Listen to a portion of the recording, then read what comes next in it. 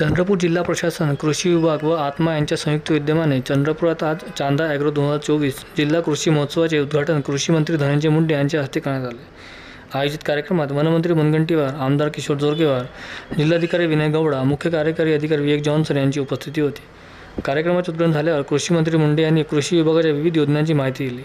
आयोजित कृषी प्रदर्शनी महोत्सवात राज्यातील विविध भागातून आलेल्या शेतकऱ्यांनी कार्यक्रमाचा लाभ घेतला।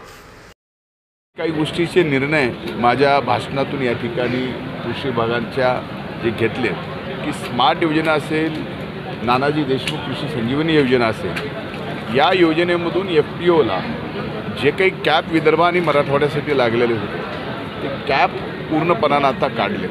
मागं त्याला FPOला या ठिकाणी स्मार्ट आणि नानाजी देशमुख कृषी संजीवनी योजनेमधून ज्या ज्या योजना घ्यायच्यात त्या मागेल त्याला मिळतील अशा पद्धतीचा निर्णय कृषी विभागाने घेतला आहे। तो आज या ठिकाणी या कृषी प्रदर्शनाच्या निमित्ताने जाहीर केलेला आहे। त्याचबरोबर एवढंच नाही तर ज्या पद्धतीनं आपण एखाद्या हवामानाचा अंदाज 2 वर्षाचा 4 वर्षाचा लावतो, तसा शेतकरी खरीप आणि रब्बी जे पीक घ्यायचे घेण्यापासून तर त्याला पीक घेतल्यानंतर काय भाव मिळेल यापर्यंतचा अंदाज हा शेतकऱ्यांपर्यंत पोहोचला पाहिजे।